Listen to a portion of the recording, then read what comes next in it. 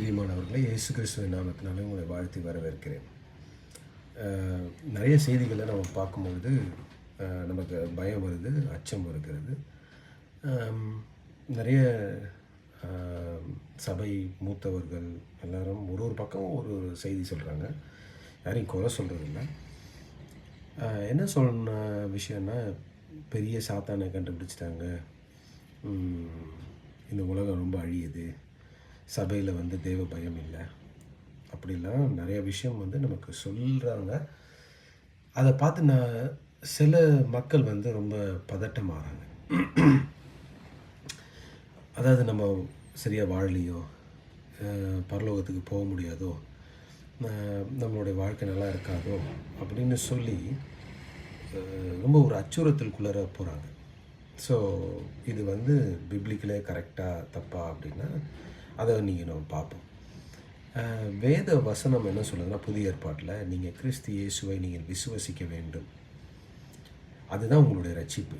கிறிஸ்து இயேசு சிலுவையில் பண்ண விஷயங்களை நீங்கள் விசுவசிக்கிறீங்களா? கிறிஸ்து எனக்காக மரித்தார், என் நோய்களை சுமந்தார், என் வியாதிகளை சுமந்தார், என் பாவங்களை அவர் கழுவினார் அப்படின்னு சொல்லி அதை விசுவசிக்கிறீங்களா அப்படின்னு கேள்வி கேட்கப்படுகிறது. இந்த விசுவாசம் தான் ரட்சிப்பு. இதை நீங்கள் காத்துக்கொள்ள வேண்டும் என்றும் வேத வசனம் போது. எதை காத்துக்கொள்ளணும்? நீங்கள் அந்த விசுவாசம் இருக்குது பார்த்தீங்களா, அந்த விசுவாசம் சிலுவை மரணம் எனக்காக எல்லாவற்றையும் செய்து முடிச்சிருச்சுன்னு சொல்லி நாம் அதில் ரொம்ப தீர்க்கமாக ரொம்ப ஆழமாக வேரூன்றி இருக்க வேண்டும் என்று வேதவசனம் போதிக்குது. அதில் நம்ம அசைவே கூடாது, அதில் நம்ம மாறவே கூடாது. எனக்காக இயேசு எல்லாத்தையும் செய்து முடிச்சிட்டாரா, அதில் சந்தேகமே இல்லை. என் வாழ்க்கை நல்லா தான் இருக்கும். இன்றைக்கி இருக்க சூழ்நிலை இப்படி வேணால் இருக்கலாம், ஆனால் நிச்சயம் மாறா, இந்த காரியங்கள் எல்லாம் மாறும் அப்படின்னு சொல்லி அந்த விசுவாசம் இருக்குது பார்த்தீங்களா, அதுதான் பவர்ஃபுல். உலகத்தில் பயத்தை விட பயங்கர பவர்ஃபுல்லான விஷயம் எதுனா, நீங்கள் சிலுவையில் இயேசு கிறிஸ்து மேலே வைத்திருக்கிற விசுவாசமே. விசுவாசம் தான் உலகத்தை ஜெயிக்கிற ஜெயம், வேறு எதுவுமே கிடையாது. அந்த விசுவாசத்தை நீங்கள் தவற விட்டுறவே கூடாது. அதை நீங்கள் தொடர்ந்து பிடிச்சு கொண்டே நீங்கள் போங்க. உலகத்தில் 1000 நடக்கலாம், எல்லாமே காணாமல் போயிடும், எல்லாமே சூப்பராகிடும்.